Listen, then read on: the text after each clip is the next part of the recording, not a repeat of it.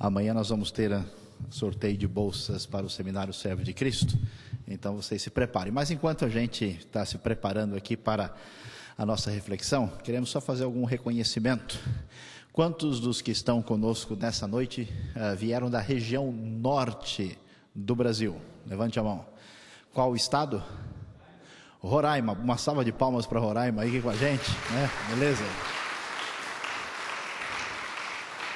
Quem é que veio da região nordeste do Brasil? Estado? Ceará aí? Opa, salva de palmas para a turma que veio do nordeste. Muito bem. Vamos ver quem temos aí da região centro-oeste. Opa, de onde? Goiânia. Olha lá, salva de palmas para Goiânia. Negócio do Goiás ser campeão é sério mesmo, o pessoal veio confirmar aqui, hein? Olha lá. Muito bem, agora mais próximos de nós aqui, região sul. Temos dois de onde? Aqui? Paraná, dois de Curitiba e um de? Rio Grande do Sul. Palmas aí para os sulistas. Temos alguém aqui do Espírito Santo? Opa, Hernandes aqui, mais alguns lá, todos, alguns são do Espírito Santo aí, mas no outro sentido, né? Muito bem, com teólogo é complicado a gente falar as coisas, né? Quantos temos aí de Minas Gerais? Temos alguém especificamente vindo de Minas? Temos, olha lá, palmas para Minas, né? Rio de Janeiro temos, opa, palmas para os cariocas, sempre presentes aí. Agora vamos lá, paulistas, não paulistanos, do estado de São Paulo, levante a mão aí. Várias pessoas do estado de São Paulo, hein? Muito bem, parabéns. E agora da cidade de São Paulo, aí levante a mão. Aí a turma grande, então palmas para nós. É uma satisfação, tem uma diversidade de pessoas conosco aí. Alguém do exterior ou não? Temos o Carl Bosma, que veio lá, né, tal, e o Rusto Gonzalez. Palmas para eles aí com a gente. Muito bem, meus queridos, nós vamos prosseguir da nossa reflexão nessa noite. Eu acho que está tudo certo, funcionando. Ainda não está funcionando, então vamos ver se está funcionando. Vamos lá.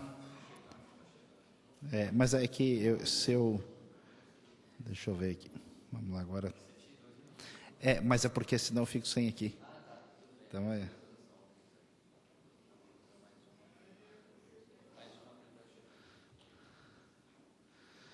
Vamos lá, pessoal. Todo mundo orando aí, para ver se sai, hein? Tem que ungir o computador com óleo. Vamos ver, deixa eu tentar mais uma aqui. Agora foi. Só não pode fazer figa, hein? Não, aí não pode, aí não dá, né? Muito bem, nós estamos refletindo a respeito de teologia, e uma das questões que me preocupa um pouco quando a gente reúne um congresso como esse, foi o que aconteceu comigo antes de iniciarmos aqui, quando eu fiz um convite para um pastor. Ele me chamou de lado e disse o seguinte: olha, eu acho que esse negócio de congresso de teologia não serve para muita coisa não. Eu falei, mas por quê? Não, porque o pessoal lá, eles só ficam analisando as coisas e metendo o pau em tudo. Eles só ficam olhando, avaliando. Esse pessoal, assim, não está envolvido com a realidade do dia a dia. Eles vivem nas suas torres de marfim fechados. E eles só ficam lendo um monte de livros, né, aqueles bem grandões que ninguém pega e não mexe. E analisam essas coisas, e aí tudo que acontece nesse mundo, esse pessoal que estuda teologia é contra. É impressionante. Eles parecem que não são a favor de nada, eles só ficam questionando e criticando o que está acontecendo. E o que acontece é que, puxa vida, isso não é hora de acontecer. Isso, está vendo? Até o computador está indo contra também. Isso deve ser um computador teológico, desse tipo de problema que a gente acaba enfrentando aqui. E pensando nisso, eu gostaria que hoje a gente tentasse refletir na questão da nosso trabalho teológico e na ligação da teologia com a missão da igreja, tentando fazer com que a teologia, ou a reflexão, faça mais sentido. Nós analisamos muita coisa, tivemos já alguma coisa bem orientada para a questão prática, mas eu gostaria que a gente realmente aterrizasse e pensasse nos grandes desafios que nós temos nos dias de hoje. E para fazer isso, eu gostaria de pedir a ajuda do meu amigo Neemias. Até porque Neemias representa uma época particularmente significativa, que é uma época de crise nos tempos bíblicos, e crise que se tornou uma situação, como diria a antiga tradição chinesa, de oportunidade para aquilo que nós temos como desafio diante de nós. E se você pensa que a gente está em crise, você nem imagina, a crise é muito pior do que você pensa, né? E às vezes eu penso que as coisas estão ruins e penso que existe uma luz no fim do túnel. Quando eu vejo, tem um túnel no fim da luz. A coisa é muito mais complicada, muito pior. Esses dias eu fiz uma viagem, conversei com meia dúzia de pessoas, eu voltei de lá, eu falei, caramba, o negócio realmente é mais complicado. E para a gente não pensar que as nossas experiências negativas são únicas, vale a pena, por exemplo, ver o que Neemias enfrenta quando a gente dá uma olhada no capítulo 5, verso 1, vendo uma comunidade que estava sofrendo no contexto de Jerusalém, aqui na época pós-exílica, no período persa, e que Neemias vai lá para tentar fazer diferença e mudar aquela realidade numa época tão importante de crise que eles enfrentavam. Quando ele encontra a comunidade da fé, aqueles irmãos abençoados que você conhece no seu seminário, na sua igreja, né, em outros lugares assim, a gente vê a descrição, é impressionante. Ora, o povo, homens e mulheres, começou a reclamar muito de seus irmãos judeus. Alguns diziam, nossos filhos e nossas filhas somos numerosos, precisamos de trigo para comer e continuar vivos. Outros diziam, tivemos que penhorar nossas terras, nossas vinhas e nossas casas para conseguir trigo, para matar a fome. E havia ainda outros que diziam, tivemos que tomar dinheiro emprestado para pagar o imposto cobrado sobre as nossas terras e as nossas vinhas. Apesar de sermos do mesmo sangue dos nossos compatriotas, de nossos filhos serem tão bons quanto os deles, ainda assim temos que sujeitar os nossos filhos e as nossas filhas à escravidão. E de fato, algumas de nossas filhas já foram entregues como escravas e não podemos fazer nada, pois as nossas terras e as nossas vinhas pertencem a outros. Você imagina só a situação de um homem como Neemias, no momento importante da história, tentando ajudar essa comunidade. Chega lá e descobre que o pessoal é tão gente boa, tão gente fina, que estava até um vendendo o outro, né? Você precisa não reclamar mais da sua igreja, do seu seminário, das pessoas que você conhece. Veja que você não é tão privilegiado como você imaginava, o pessoal estava bem à sua frente. Então a crise é bastante acentuada, e vamos entender o que está acontecendo aqui. Nós temos um momento da história que chama nossa atenção. Por quê?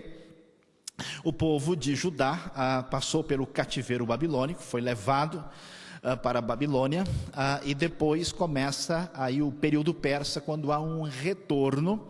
Esse retorno vem em 3 etapas, e agora começa um novo desafio quando se tem que reconstruir tudo. Eu acho muito importante, interessante, até gostaria de fazer uma sugestão para todos vocês, é que nós analisássemos um pouquinho mais essa época do período persa, do período pós-exílico, porque de certa forma ela tem muita semelhança com a realidade que nós enfrentamos hoje. Quando você tem uma época que vê com bastante negativismo o que aconteceu recentemente, uma época que está precisando repensar, está num momento de transição, está pensando em reconstruir. Há diversos paralelos muito interessantes que merecem atenção.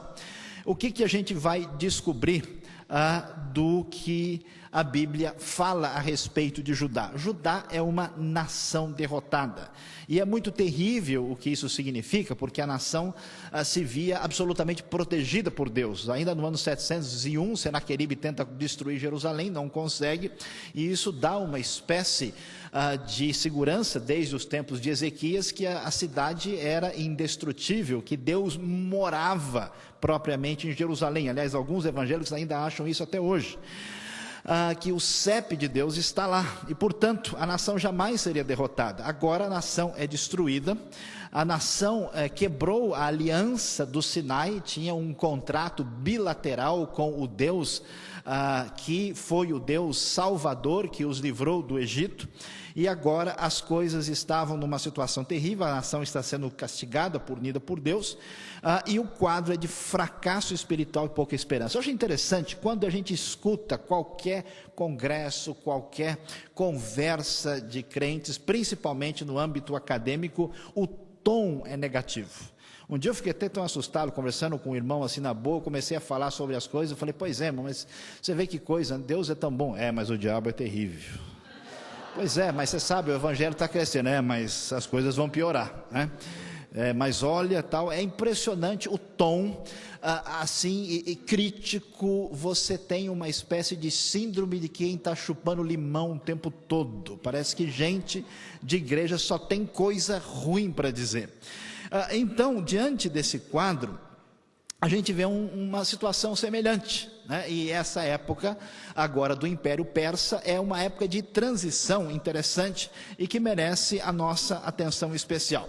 Vamos tentar observar um pouquinho aqui da história. No ano 539, a Babilônia conquistada pelos persas, o decreto do rei Ciro permite o retorno dos exilados. A cidade de Jerusalém e o templo ainda estão destruídos, vai ser o momento dessa restauração. A reconstrução do Beit Hasheni, como gostam de dizer os judeus, o segundo templo, se dá aí nos tempos do ministério de Ageu e Zacarias, de 520 a 516 a.C., mas nós temos duas levas de exilados que voltam para Jerusalém, especialmente aí sob o comando de Esdras e Neemias, de 458 a 445 a.C. Também, nesse mesmo contexto, se dá aí a presença do livro de Ester, o contexto dos livros de crônicas, e nós temos um foco de mudança significativa até da literatura teológica do Antigo Testamento, quando a profecia pós-exílica, que é bastante distinta da profecia pré-exílica, agora passa por um momento de mudança para o que vai ser chamado posteriormente do triunfo da apocalíptica, que vai aparecer, por exemplo, predominantemente em trechos do livro, como é o caso de Daniel. Então, esse período é um período de mudanças tremendas. Eu fico imaginando, né, a conversa de algumas pessoas exiladas de Judá, conversando um com o outro, falando, rapaz, você não sabe, nós estamos numa mudança tremenda, né? Não é modernidade, pós-modernidade, nós estamos no período pós-semítico, você sabia disso? Né? Estão mudando tudo, porque nossos paradigmas anteriores, aqui no Antigo Oriente Próximo, era com Assírio, Babilônio, Cananeu, né, que você conhece, também eu, e assim por diante. E esse pessoal, assim, agora esses persas, esses caras são, você já viu a língua que eles falam, como é esquisita, é diferente da nossa, né? Você sabe que esses persas não são nem parentes nossos, eles têm ligações com os caras estranhos que moram num lugar chamado Europa. Pois é, está mudando o paradigma, nós vamos fazer um congresso para discutir essa mudança, como é que vai ser isso? Inclusive a religião deles é diferente, eles têm um papo de dualismo, né, tal, e as coisas são, o bem e o mal é tão diferente, né? Esses caras, se tivesse alguém com dom de profecia, fala, vai ter uma época que vai surgir um sujeito chamado Mani, né? Não sei se tinha a ver com o Corintiani, eles vão se falar, Mani, tudo bem? Não, talvez não seja isso, alguma coisa semelhante, né? Vai ser uma mudança total da realidade, e nesse contexto é que surge o livro de Neemias para discutir a realidade. Você pode observar aí o que vemos, né? O primeiro retorno com Zorobabel, 538, segundo com Esdras em 458, 444, 445, que é a época de Neemias. É interessante a gente observar, nem sempre é claro, que nós temos certamente camadas ou estratos literários teológicos, tanto no Antigo como no Novo Testamento, independentemente de tentar fazer qualquer sugestão de apologia ou uma teoria crítica. nós temos textos diferentes e com enfoques teológicos distintos. E uma das coisas que alguns bons teólogos têm dito é como, através dos tempos, a experiência de Israel com Deus, ela é reavaliada, redimensionada e às vezes traduzidas em certas confissões de fé presentes no Antigo Testamento. E quando nós chegamos aqui, é uma hora de um redimensionamento dessa realidade diante daquilo que eles vão enfrentar nesse novo período. Então, nós começamos a olhar para o livro de Neemias e vamos descobrir que Neemias, nessa época tão importante de olhar para trás, ver o que aconteceu, olhar para o futuro, numa espécie de transição. E aliás, uma coisa interessantíssima, que essa literatura, em grande parte, ela é altamente otimista, ela é bastante esperançosa. Alguns críticos, por exemplo, leem os livros de crônicas e ficam bravos e dizem: olha, o cronista não estava jogando limpo. Porque você lê Samuel e Reis, e você vê quanta coisa ruim nós temos lá, e o cronista fez uma espécie de faxina editorial, tirou tudo de ruim que havia lá, e ele só tem coisa boa, e ele é totalmente voltado para a casa de Davi. A gente percebe que o que havia de negativo foi tirado. Há alguma coisa estranha nisso aqui. Mas essas pessoas que têm esse foco tão negativo parecem não perceber a realidade dessa época de reconstrução, de olhar para o futuro, de olhar com esperança, e não entendem que o cronista já sabe o que aconteceu no passado, que eles já viveram a história com peso no coração, e eles querem olhar para frente com esperança e reforçam aspectos positivos que são pertinentes a esse momento. Numa espécie de ensaio de brasilidade, eles estão naquela: levanta, sacode a poeira e dá volta por cima, e vamos em bola para frente, porque atrás vem gente. Diante disso, a consciência teológica de Neemias vai aparecer quando nós vemos que o povo da aliança é a base da esperança. Como é que Neemias trata? Então eu disse, capítulo 1, verso 5: Senhor Deus do céu, Deus grande e temível, fiel à aliança, e misericordioso com os que te amam e obedecem aos teus mandamentos. Que os teus ouvidos estejam atentos e os teus olhos sejam abertos para a oração que o teu servo está fazendo diante de ti dia e noite em favor de teus servos, o povo de Israel. Confesso o pecado que nós, os israelitas, temos cometido contra ti. Sim, o meu povo, temos pecado. Neemias claramente enxerga a realidade diante do enfoque teológico. Nós somos o povo da comunidade da fé que temos uma aliança com Deus. Essa aliança baseada no Hesed divino, essa aliança fundamentada na nossa experiência histórica. Nós somos os servos, somos o povo de Israel, então o fundamento está aí. Ele vai dizer mais sobre esta realidade, confessa os erros, os pecados da nação, e vale a pena ressaltar o que o texto vai dizer aí, na expectativa, na esperança de que as coisas vão mudar favoravelmente, quando ele afirma que Deus, com base no que Deus é e no que Ele fez, Ele haveria de reunir e trazer para o lugar que escolhi para estabelecer o meu nome. Aqui traduzindo uma espécie de teologia, de enfoque teológico muito comum, por exemplo, naquilo que vemos em Deuteronômio e em outros livros históricos na sequência do 5º livro do Pentateuco. Estes são os teus servos, o teu povo, tu os resgataste com teu grande poder, ou com teu braço forte. Meus queridos, Deus está conosco, Deus está com os teólogos, Deus está com o povo da aliança. Quem reflete deve entender essa dimensão tão significativa e importante que nós aprendemos com Neemias, que diante dessa situação de caos tem uma reflexão teológica que fundamenta a sua esperança em relação ao futuro. Quando Neemias, tão teologicamente direcionado e tão seguro do que ele deve fazer, caminha mais adiante, nós vemos no texto bíblico um despertamento da missão. E aqui é interessante, o despertamento da missão que atinge a vida de um homem como Neemias é marcado por aquilo que a gente pode chamar o poder da paixão. Teologia não é abstração. O senhor Søren Kierkegaard, muito conhecido, famoso, na sua revolta contra a frieza dos seus tempos, contra a dureza da avaliação hegeliana da realidade, mostrou com muita força a importância da experiência profunda com Deus e o impacto que isso tem na dimensão da relação da fé, de maneira que isso transforma a realidade e que, apesar daquilo que ele chamava de elementos racionais. Interessante, não sei se grande parte dos teólogos muito presos àquilo que herdamos a partir de Descartes, perdem às vezes um pouco dessa sensibilidade. A maior parte dos alunos que chegam ao seminário, eles já chegam com medo. Será que eu vou ficar frio aqui? Será que o meu coração não vai sentir mais nada? Será que eu vou ser, apenas uma espécie de crítico? O problema não é o que os teólogos falam, mas é como eles falam. Como muitos falam desapaixonados, falam de coisas absurdamente transcendentais, extraordinárias, maravilhosas e gloriosas, sem uma lágrima, sem nenhum sentimento. Alguma coisa estranha acontece. E é interessante que Neemias, quando é convocado para essa missão, o texto vai dizer: eles me responderam, aqueles que sobreviveram ao cativeiro e estão lá na província, passam por grande sofrimento e humilhação. O muro de Jerusalém foi derrubado e suas portas foram destruídas pelo fogo. Quando ouvi essas coisas, sentei-me e chorei, passei dias lamentando-me, jejuando e orando ao Deus dos céus. Talvez muitos teólogos não aceitariam uma companhia de Neemias. Teólogos não jejuam muito, geralmente comem bastante, especialmente em noite italiana, por exemplo.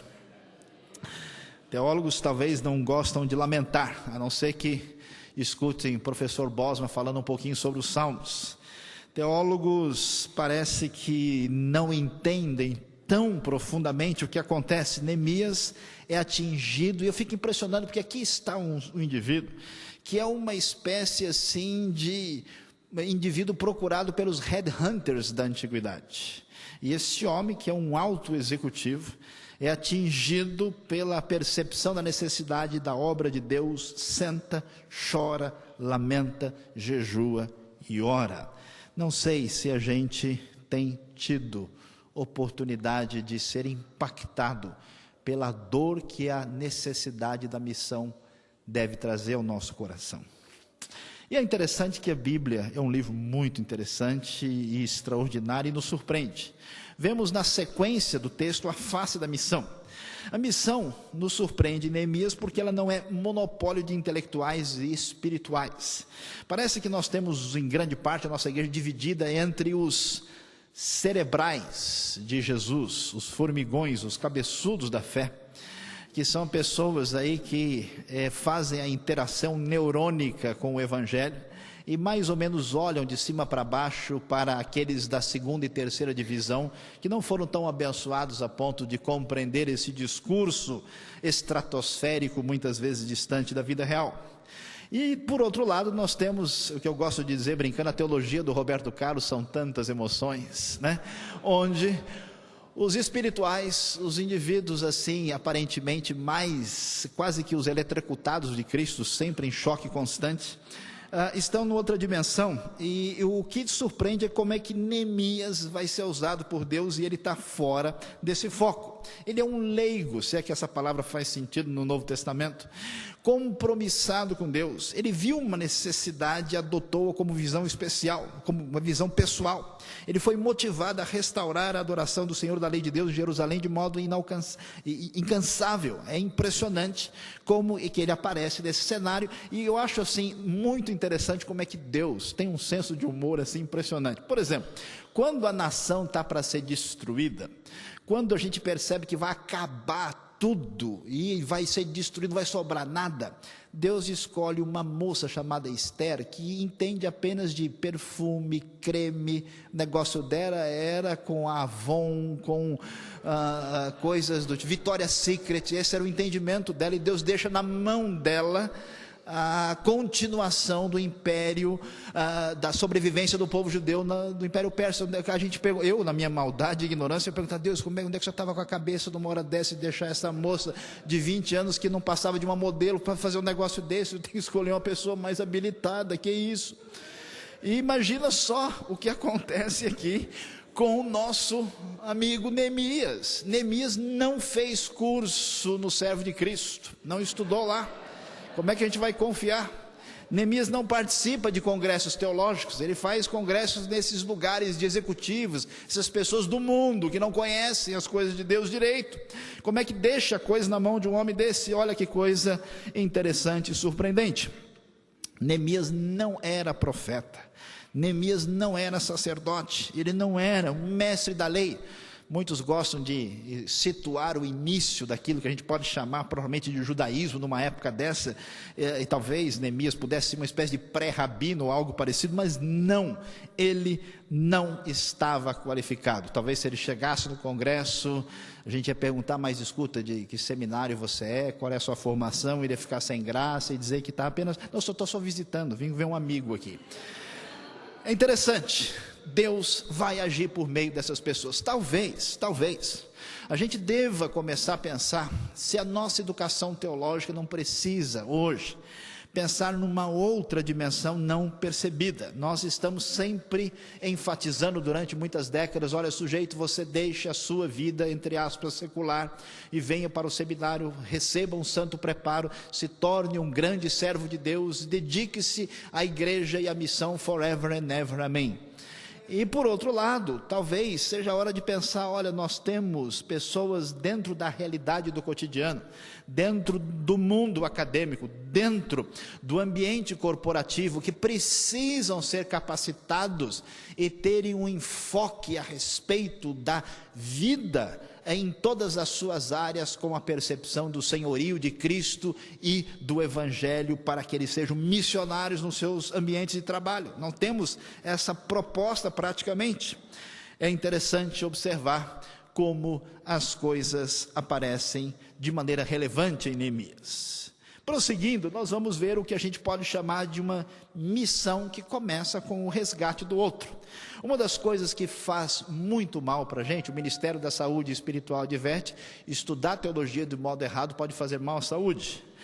E uma das dificuldades é que, especialmente quem nunca percebeu o insight do grande pensador judeu Martin Buber, quando ele fala sobre o eu e o tu, e nós aqui nesse perigo do Aufklärung, do iluminismo, como o Dr. Justo Gonzalez estava dizendo, a gente vendo tudo como um mero objeto distanciado. Quem lê e estuda demais, quem entra nessa esfera da abstração, corre o risco de, depois desse exercício de cultura ocidental contemporânea, perder a relação profunda e adequada do relacionamento com as pessoas. Por isso que é interessante que é fácil perceber que gente muito inteirada de assuntos intelectuais não sabe o nome das pessoas, por exemplo. Não tem contato com os outros olhando nos olhos. Tem relações pessoais deficientes e problemáticas. Teologia deve se traduzir em relacionamentos humanos, o resgate do outro. Não é possível pensar apenas em reflexão sem uma sensibilidade para com a outra pessoa. Olha que coisa impressionante. Como eu gosto de dizer, olha que coisa bonita, mas cheia de graça. É o texto que passa para a nossa alegria, para o nosso bem-estar no coração. No mês de Nisan, no 20º ano do rei Artaxerxes, na hora de servir-lhe o vinho, levei-o ao rei. Nunca antes eu tinha estado triste na presença dele. Por isso o rei me perguntou, por que o seu rosto parece tão triste se você não está doente? Essa tristeza só pode ser do coração. Com muito medo eu disse ao rei, que o rei viva para sempre. Como não estaria triste o meu rosto? Se a cidade em que estão sepultados os meus pais está em ruínas e as suas portas foram destruídas pelo fogo, o rei me disse o que você gostaria de pedir, então orei ao Deus dos céus e respondi ao rei, se for do agrado do rei e se o seu servo puder contar com a sua benevolência, que ele me deixe ir à cidade onde meus pais estão enterrados em Judá, para que eu possa reconstruir. Então o rei, estando presente, a rainha, sentada ao seu lado, perguntou, quanto tempo levará a viagem, quando você voltará? Marquei um prazo com o rei e ele concordou que eu fosse. Eu fico muito impressionado com esse texto. Impressionado porque Neemias está diante do maior rei do mundo naquele tempo, o grande monarca da Pérsia. Neemias conseguiu desenvolver um tal tipo de relacionamento com o rei, mesmo que ele fosse um copeiro do rei, não que ele tivesse vencido várias copas, mas era uma espécie de conselheiro pessoal que trabalhava junto ao rei, um homem de confiança. Mas é interessante que este homem poderoso, vendo, percebendo que Neemias não está muito bem, faz questão de perguntar para ele. Por quê? Neemias conseguiu cativar um tipo de relacionamento com o rei que muita gente não consegue. Eu fiquei impressionado uma vez com um aluno aborrecido, chateado, assim, com aquela cara de quem está muito mal, e eu conversei com ele, falei, o que houve? Não, eu acabei de levar um fora aí, eu não sei, o que foi? Eu pedi carona para um professor, e ele falou para mim, bem bravo, olhou na minha cara, me deixou de lado e disse, olha, eu não dou carona para aluno, e virou as costas e foi embora. Eu me pergunto, como é que uma pessoa age dessa maneira, e faz algo semelhante? Eu acho interessante como professores de seminário problemáticos descontam a sua insatisfação nos seus próprios alunos. Parece que quanto mais incompetente é o sujeito, mais ele chuta quem está abaixo dele. É um negócio interessante como a dimensão é perdida, relacional, e chama a atenção como é que Neemias, diante de alguém tão poderoso, soube fazer o meio de campo com o rei, que quando Neemias não está bem, o rei se liga e fala, Neemias, o que houve? O negócio não está legal. Neemias olhava olho no olho, Neemias sabia fazer as devidas conexões, Neemias tinha uma sensibilidade diferente. Meus queridos, a gente tem que prestar atenção nas pessoas, perceber os seus detalhes, observar, são gente criada à imagem e semelhança de Deus, não são meros conceitos inúmeros, apesar de terem um RG. É interessante observar que, na sequência, Neemias tem essa sensibilidade, quando o rei conversa com ele, ele vai adiante e trata o rei do jeito que o rei deve ser tratado. Você viu só como é que ele falou com o rei? Dá uma olhada que interessante. Olha lá, que o rei viva para sempre. Como não estaria triste o meu rosto se a cidade... Olha como ele enfeita o pavão. Neemias sabe conversar direito. Muita gente, muito inteligente, não sabe conversar com pessoas, não sabe dar honra a quem merece honra. Como é assustador como as pessoas que adquirem conhecimento, adquirem títulos, têm uma postura de distância, de desprezo diante daqueles que são diferentes deles, não se aproximam, ou se conversam o mínimo possível. É interessante como a gente vai olhar um enfoque na Escritura de alguém que vai ser usado por Deus para fazer diferença, que tem toda uma sensibilidade. Quem está envolvido na missão, especialmente no ambiente teológico, precisa ouvir essa realidade. Realizar a missão exige maturidade. Interessante, teologia e espiritualidade, virtudes são destacadas. Quando se lê Neemias, você vai percebendo alguns detalhes assim, significativos que estão presentes. Não sei o que acontece, né? A antiga educação medieval, tão questionada e criticada, tinha diversos problemas, mas uma das ideias interessantes é que você tinha que ensinar o indivíduo a se submeter aquilo que fazia parte da realidade. Ele tinha diversas disciplinas que tinham a ver com o exercício de certas virtudes necessárias para o desenvolvimento da sua vida. Enquanto no mundo que nós vivemos, nós ensinamos principalmente o desenvolvimento das potencialidades do indivíduo. A questão da sua vida pessoal é com ele que decide e faz. Nós vamos apenas acionar o seu intelecto, ampliar profundamente, o máximo possível, a sua potencialidade, sua capacidade de desenvolvimento, e muitas vezes criamos monstros, pessoas muito inteligentes, pessoas capazes, mas absolutamente perturbadas e problemáticas e com muitas dificuldades. É interessante ver o que aparece. Olha só, Neemias no texto vai ter que lidar com a oposição. Quantas pessoas na sua vida ministerial, no seu ambiente, eu fico tão assim impressionado como coisas pequenas. Eu estava conversando recentemente com alguém que disse de um famoso diretor de um seminário importantíssimo, ligado à minha denominação, em outro país, que houve uma mudança, e quando o diretor do seminário chega lá, ele encontra a sua sala fechada e os seus livros em caixa do lado de fora, dizendo, tchau, acabou o seu tempo aqui. Como poucas coisas trazem assim resultados impressionantes, poucas pessoas, por exemplo, sabem lidar com oposição, com gente sendo contra. Deus, para abençoar a vida de Neemias, quando ele se dirige à grande obra de reconstrução de muro em Jerusalém, ele prepara algumas pessoas abençoadíssimas, como também ele preparou para você, amém, irmão? Sanbalate, o horonita, Tobias, o oficial amonita, eles ficam muito irritados quando viram que havia gente interessada no bem dos israelitas. A atitude, a maneira de lidar com a oposição é um teste importante, é um desenvolvimento que envolve a maneira adequada da virtude se manifestar na nossa vida, até porque a oposição às vezes vai envolver desprezo e ridicularização. Interessante como algumas pessoas, quando são criticadas ou tratadas de maneira negativa, chutam de volta, mesmo tendo PhD, mesmo tendo um exercício intelectual insofismável, mesmo sendo doutor em lógica aristotélica, bateu, levou.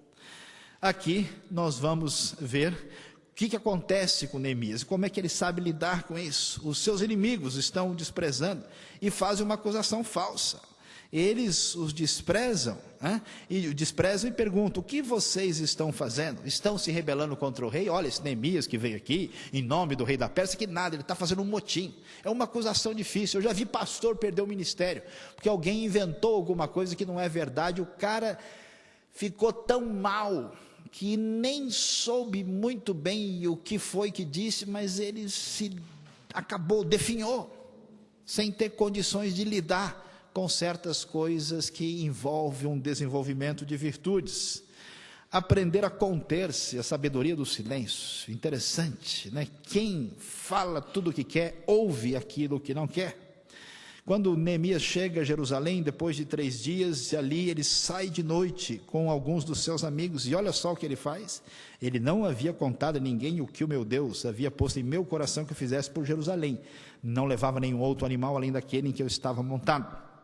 Neemias chega lá, e ele tem que fazer uma obra numa circunstância dificílima, nessa época de transição, mas ele sabe que tem hora de ficar quieto. Ele não diz: olha, eu sou mandado do rei da Pérsia, eu tenho que fazer isso, eu vou tal. Não, ele vai devagar, ele não dá bandeira diante daqueles que devem ver, ele sabe se posicionar. Muita gente no desenvolver do seu ministério, às vezes com bom preparo, não tem maneira adequada de trabalhar. Muitas obras, inclusive teológicas, são prejudicadas, porque muitas pessoas não sabem que a missão ocorre na comunidade. Pessoas que trabalham sozinhas, isoladas, constroem o seu reino, o seu próprio feudo. Saiba trabalhar em equipe. Nunca teria sido realizada a grande obra necessária na época de Neemias, sem essa capacidade, essa virtude de interatividade. Os pós-modernos estão dizendo que a gente encontra o conceito mais próximo de verdade na relação da intersubjetividade. Pois é, às vezes tem uma intersubjetividade narcisista, o cara conversa com ele mesmo e acaba brigando, discutindo, não sabe quem sai e discute com o outro. É o cara que era tão revoltado, que mesmo morrendo sozinho resolveu fugir de casa. É mais ou menos isso. O sumo sacerdote Eliasibe e os seus colegas sacerdotes começaram o seu trabalho em reconstruir a porta das ovelhas. Eles a consagraram, colocaram as portas no lugar, depois construíram o muro até a torre de Sem, que consagraram até a torre de Ananeel. Os homens de Jericó construíram o trecho seguinte, Zacur, filho de Inri, construiu logo adiante, e o texto do capítulo 3 vai dando o nome de todo mundo que trabalhou e construiu, porque a obra foi feita em equipe. Quantas pessoas? Eu conheço, um dia eu estava numa igreja e descobri que quase metade das pessoas que estavam no banco eram pastores. Pastores que, em grande parte, tinham abandonado aquilo que teria sido o seu chamado original. Pessoas que começam um envolvimento qualquer, com qualquer tipo de obra de ministério, inclusive no seminário, e nas primeiras dificuldades deixam isso para lá. É impressionante como Neemias tem virtude de perseverança. Graças a Deus por aqueles que perseveram nos momentos complicados e difíceis. Por isso enviei-lhes mensageiros. Neemias estava sendo convocado para uma reunião para perturbar, para dificultar o seu trabalho. E então ele disse: estou executando um grande projeto e não posso descer. Por que parar a obra para ir encontrar-me com vocês? Eles me mandaram 4 vezes a mesma mensagem, todas as vezes lhes dei a mesma resposta. Neemias não se abala, prossegue, vai adiante na sua obra, no seu trabalho. Nós precisamos pensar como a nossa educação teológica de alguma maneira pode ajudar muitas pessoas a desenvolver, ou pelo menos pensarem sobre o desenvolvimento de virtudes e relacionamento de Deus, com Deus, numa espiritualidade que se traduz em uma burilação de caráter. Missão que Neemias tem pela frente significa transformação, mudança já. Mudança é a palavra de ordem, mudança exige liderança, liderança exige coragem. Um dos grandes problemas da nossa realidade teológica é que a gente descreve tudo. Filhos da realidade iluminista, fazemos diagnóstico geral de tudo. A crítica estabelecemos, o problema é quem é que vai pendurar o sino no pescoço do gato. Quem é que vai tomar alguma atitude? Estamos cheios de ortodoxia e um mínimo de ortopraxia. Um dia desses escrevemos aí um artigo provocante dizendo, será que o diabo também é evangélico? Afinal de contas, o diabo, ele poderia assinar a nossa confissão de fé sem muita dificuldade. O diabo, ele não tem dúvida que ele existe, por exemplo, ao contrário de alguns, né? O diabo não tem dificuldade com a Trindade, ele conhece muito bem os seus conceitos. O diabo, se acredita nisso, ele certamente assinaria, não teria qualquer problema, mas isso não tem nenhum valor real dentro da sua vida. Há uma concepção de que um mero assentimento, uma concordância com doutrina seria suficiente. É interessante como aqui o texto nos mostra o momento seríssimo da história. Que errar aqui é como agir com covardia, como muitos líderes cristãos fizeram na época do nazismo. Como hoje a igreja se cala diante de atrocidades, enquanto a maior quantidade de dinheiro do mundo é comércio de armas, comércio de drogas e tráfico de gente. A igreja discute gravata, discute bateria, discute traje. Isso é absurdo, é vergonhoso, é loucura. Então a atitude é de mudança que exige uma atitude de liderança. Interessante como muitos teólogos assim bíblicos ou sistemáticos ou abstratos se distanciam do aspecto concreto. Liderar significa influenciar para que haja mudança, para que se atinja objetivos para o bem comum. Liderança envolve coisas importantes e fundamentais. Hoje, o desespero do mundo não são tratados teológicos ou tratados acadêmicos. As bibliotecas multiplicam. O grande desespero do mundo hoje é gente que se levante para dizer ou fazer alguma coisa. Líder que dê a cara para bater, que fale e que tenha coragem, que haja e que tenha uma atitude. Influência, intenção, responsabilidade pessoal, mudança, propósito comum e seguidores marcam o que significa uma liderança. Não é possível, se nós podemos pensar de maneira concreta, como pensava um hebreu, em conceitos abstratos que não se traduzem de fato no aspecto real da vida da igreja. Então devemos ir adiante, porque a realização da missão é urgente. É necessário qualidade total. Neemias sabia muito bem, ele tinha um tempo curto, ele tinha limites estabelecidos, e toda a realidade estava em suas mãos. A gente olha para trás aqui, muitos de vocês vão agradecer a pessoas que fizeram mudança na sua vida no passado. Estava conversando com alguns irmãos de igrejas eslavas de São Paulo, de muitos imigrantes ucranianos, russos, gagaúzos de outro tipo, e eles disseram, você sabe o que abençoou muito a nossa vida? Foi que quando vieram os irmãos letos, que não são eslavos, e vieram para cá e abriram suas igrejas, eles evangelizaram todos os eslavos que eles encontravam na época. Por isso hoje nós temos muitos eslavos e tantas igrejas que vieram daquele contexto. Que diferença faz, que mudança faz na história, que mudança tremenda, impressionante. Por isso não se pode perder tempo. Um dia alguém ficou bravo comigo, Saião, você é louco, você não pode fazer tudo isso que você está fazendo, isso é muito, mas eu vou morrer, eu preciso fazer, porque a necessidade é um absurdo. Às vezes a gente chora, entra em desespero a ver o tamanho da desgraça que é realizada nesse mundo, e como as forças do mal não se cansam. E como a gente vai num lugar desse país e vê uma criança sendo vendida por R$ 5 para virar prostituta. É uma loucura. Portanto, a realização da missão é urgente. É necessário uma atitude diferente. No caso de Neemias, a gente vai ver algumas coisas interessantes. Neemias chega e no capítulo 2 ele faz questão de examinar os fatos. É interessante quando tanta gente parece que abandonou o conhecimento e não quer saber de observar a realidade como ela se apresenta. Neemias faz questão de examinar. Ele sabia de tudo que tinha acontecido, tinha um relatório, mas ele vai ver de perto. Ninguém vai muito longe sem aproximar-se da realidade da maneira necessária. É preciso que haja atualização. Eu vejo alguns professores que dão aula e o seu programa é o mesmo de 15 anos atrás. O último livro que ele viu foi publicado em 1960. Porque não precisa, a gente já sabe, não há mais nada que se possa fazer. Há pessoas que pregam o evangelho adequado para a década de 70. Tem gente que está combatendo o Mao Tse Tung, mas ele já morreu, a pessoa não sabe. Sem fatos, não há projetos claros. Falta de atualização e crescimento é sinal de orgulho e arrogância. O desinteresse, a falta de vontade de querer saber, descobrir, é sinal de que a gente ensimesmadamente está satisfeito com a nossa limitação aparentemente preenchedora.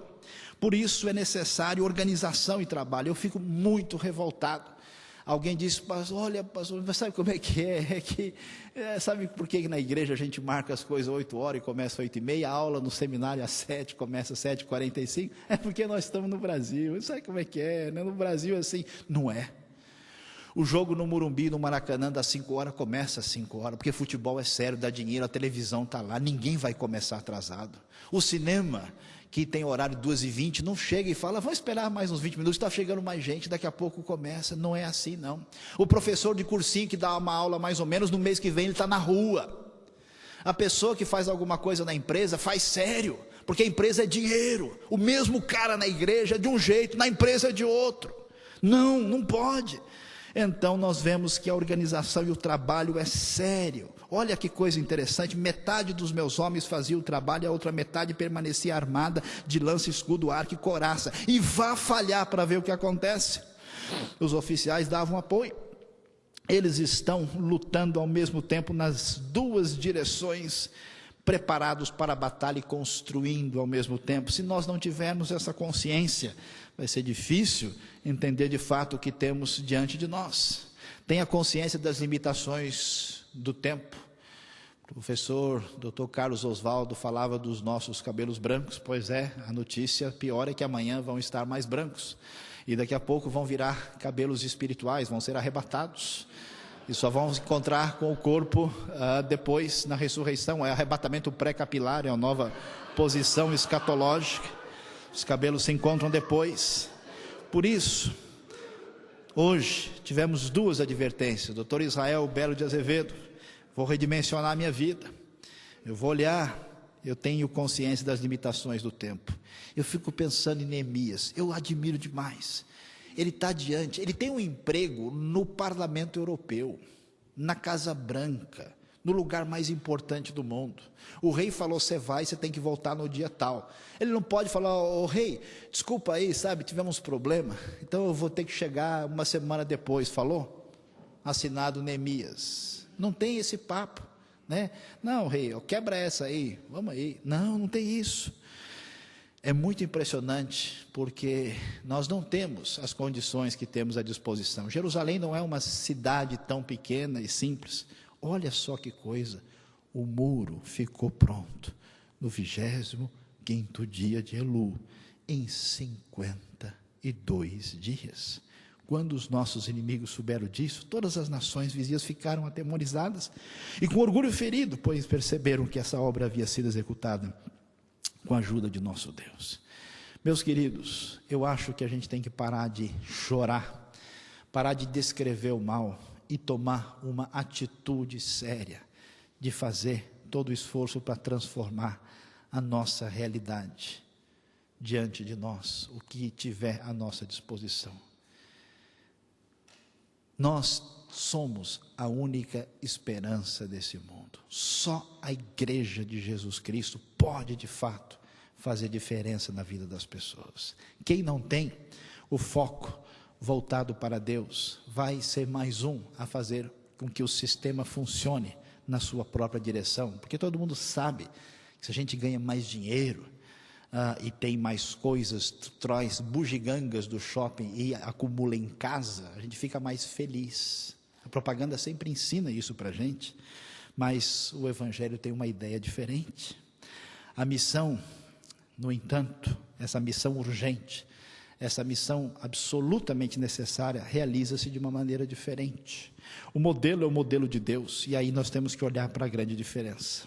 Primeiro, uma confiança absoluta que nós estamos servindo ao Deus poderoso, Criador dos céus e da terra, Pai de nosso Senhor Jesus Cristo, autor da nossa salvação, o Deus soberano. É interessante, eu me surpreendo, fico chateado às vezes e até me pergunto, por que algumas pessoas no nosso cenário contemporâneo ficam, depois de uma jornada acadêmica, tão fascinados com um teólogo, ou com um sociólogo, ou com um grande pensador, ou com um filósofo. E à medida em que há quase que uma fascinação religiosa para um indivíduo desse, parece que essa fascinação diminui em relação à pessoa de Cristo, à palavra de Deus. Olha para Neemias, e a gente vê uma coisa interessante. Então eu disse aos nobres, aos oficiais e restante do povo, a obra é grande e extensa. Estamos separados, distantes uns dos outros ao longo do muro, do lugar de onde ouvirem o som da trombeta, junte-se a nós ali. Nosso Deus lutará por nós. Nosso Deus lutará por nós. Neemias tem confiança de que Deus está por trás da inspiração da sua vida. Ele tem a plena fé de que essa obra é sobrenatural, é extraordinária, é a obra do próprio Deus. Surpreendentemente, Neemias vai mostrar uma atitude especial, uma consciência de pecado e amor pelo povo de Deus. Quando a doença espiritual maldita se aloja no nosso coração, a nossa atitude perante o povo de Deus e a igreja de Cristo é mais ou menos a seguinte: eu me afasto, me distancio da igreja.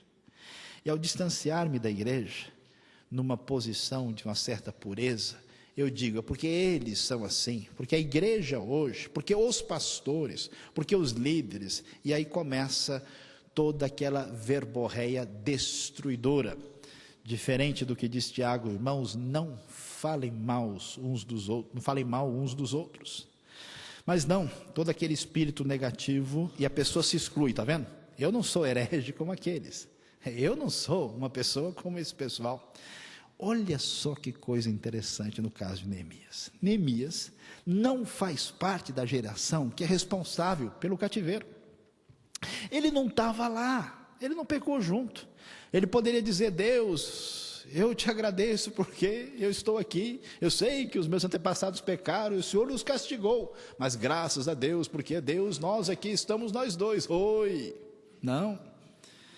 Ele não diz isso, ele diz, Deus dos céus, Deus grande, temível, fiel, aliança com os que te amam e obedecem aos teus mandamentos, que os teus ouvidos estejam atentos, os olhos estejam abertos para a oração que o teu servo está fazendo diante de ti de noite em favor dos teus servos. E olha só que coisa, atenção, eu confesso, os pecados que nós, os israelitas, temos cometido contra ti. Sim, eu e o meu povo temos pecado, agimos de forma corrupta e vergonhosa contra ti. A pessoa que conhece a Deus e tem uma teologia diferenciada e, portanto, ama a comunidade da fé, ele certamente chora com o seguinte clamor: Deus, a culpa é toda minha. Se eu fosse diferente, a igreja estaria melhor. Se eu não fizesse o que eu faço, a igreja estaria melhor. Toda a responsabilidade cai sobre mim. É mais ou menos o sentimento de Paulo: se eu pudesse ser apartado da fé por causa dos meus irmãos israelitas. Quando Deus diz para Moisés: Moisés, eu vou acabar com todo mundo, daqui para frente é só eu e você. Moisés diz: não, Deus, se possível, risca o meu nome do teu livro, mas não faça uma coisa dessa.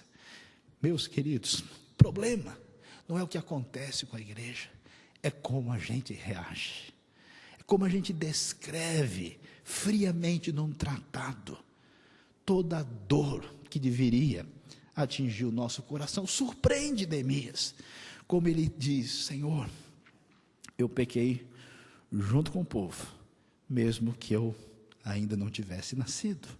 Consciência de pecado, um amor pelo povo de Deus, um encaminhamento diferente. E o texto caminha de maneira extraordinária e vai para um desfecho. E que desfecho nós encontramos? Quando a restauração acontece, porque a questão não é só o muro, a questão é o significado disso, a unidade do povo, a restauração da autoestima. Aí nós vamos ter o grande momento. E o que está no foco do grande momento de Neemias? A centralidade da Escritura. Assim, no primeiro dia do 7º mês, o sacerdote Esdras trouxe a lei diante da assembleia, que era constituída de homens e mulheres de todos que podiam entender.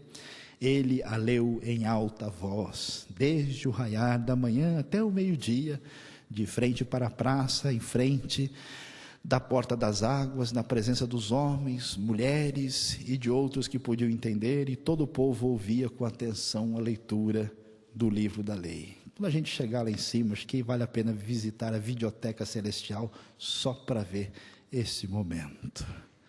Mas vai ser difícil, vai estar alugado várias vezes, para pegar uma cópia não vai ser fácil.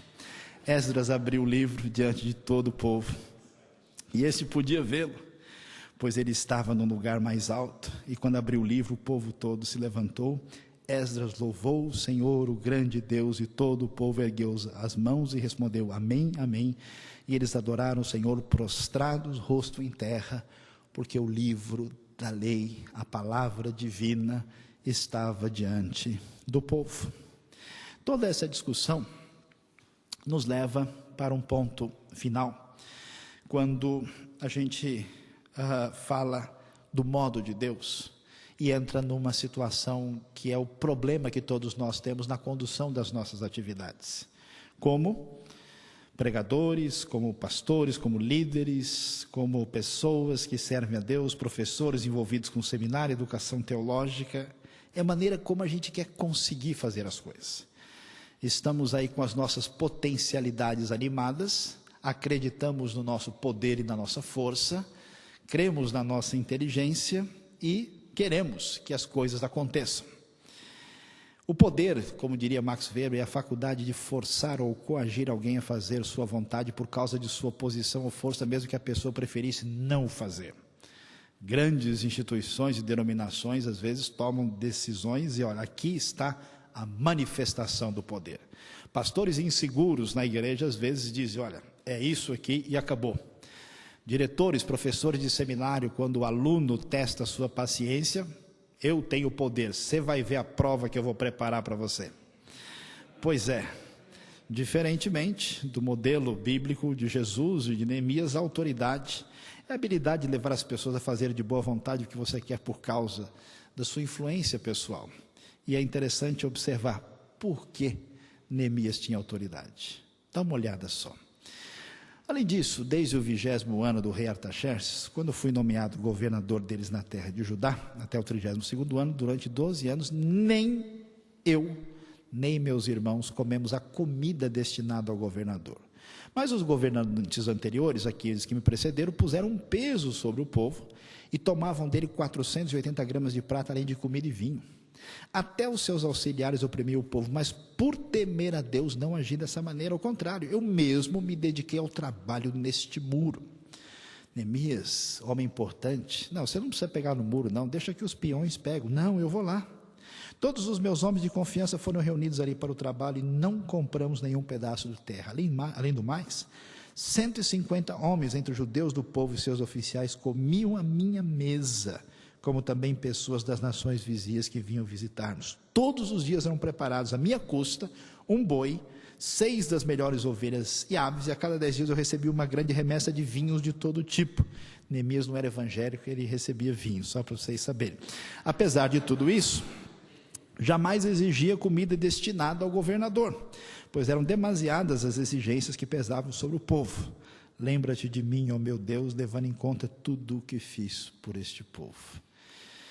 Neemias vem de uma posição poderosa, ele podia dizer, não, eu quero as coisas desse jeito, não, eu exijo, vou comer no fogo de chão, eu vou exigir tal coisa. Interessante, o grande problema do mundo pós-moderno é que eles estão certos.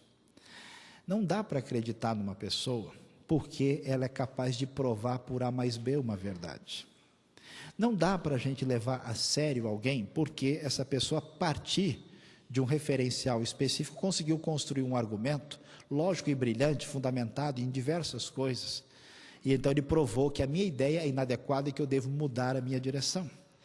A grande verdade é que a gente acredita de fato numa pessoa quando você vê a pessoa abraçar um leproso, quando você vê a pessoa tirar o seu recurso e ajudar a obra missionária, quando você vê que a pessoa não está interessada em si mesmo num primeiro plano. Isso é que vai fazer diferença. A igreja de hoje tem uma boca enorme, ela fala demais, mas ela faz quase nada. Ela é mal vista pela sociedade, porque tanto lixo causado pelo pecado, e a gente não quer limpar a ferida de ninguém. É quando a gente mudar a direção, o pessoal vai dizer, olha, esse pessoal aqui é diferente. A atitude altruísta e sacrificial de Neemias fez toda a diferença. Pastor, professor, teólogo, quando você tiver uma atitude desse jeito para quem está junto de você, o pessoal vai dizer, ó, esse cara, essa irmã é gente boa, é diferente, caminhe nessa direção. E para terminar, só quero falar de história, fazer uma brincadeirinha com a gente. Eu fiz uma brincadeira com a letra P, eu quero ler só 2 pedaços para a gente encerrar. É a história do nosso protestantismo brasileiro, problemas e perspectiva de um protestantismo pau-brasil. É preciso pensar o protestantismo pau-brasil, o protestantismo do país pentacampeão, pentasecular, pós-pentecostal, perigosamente problemático, praticamente pós-moderno. Para pensar em prolegômenos do protestantismo principiante do principal país português, precisamos proferir palavras propriamente planejadas, previamente preparadas, pesquisando os períodos do protestantismo pau-brasil. Partindo-se do pioneiro e principiante, prosseguindo até o presente pós-moderno, possivelmente poderemos prosseguir pincelando o painel polimorfo protestante, podemos prosseguir perfeitamente. O primeiro protestantismo é o principiante, o primogênito, primaveril, parece-me plácido, progressista, platônico e promissor. Produziu profusamente pastores, presbíteros, pregadores e professores. Padeceu perigosamente pelo poder dos padres, pois era protestantismo de persuasão. Porém, prosseguiu proclamando a palavra. Para os pesquisadores, pendia para a perspectiva pró-saxônica. Por isso, pasmem, perdeu a possibilidade de preconizar uma perspectiva protestante para o Brasil. Praticou a perigosa polarização, protelando um protestantismo palpavelmente pentacampeão, um protestantismo perfeitamente pau-brasil. Podemos permanecer perplexos. Pouco passou para o protestantismo preguiçoso projetar-se. Perfeito protetor do passado, o protestantismo preguiçoso priorizou a preservação do pretérito.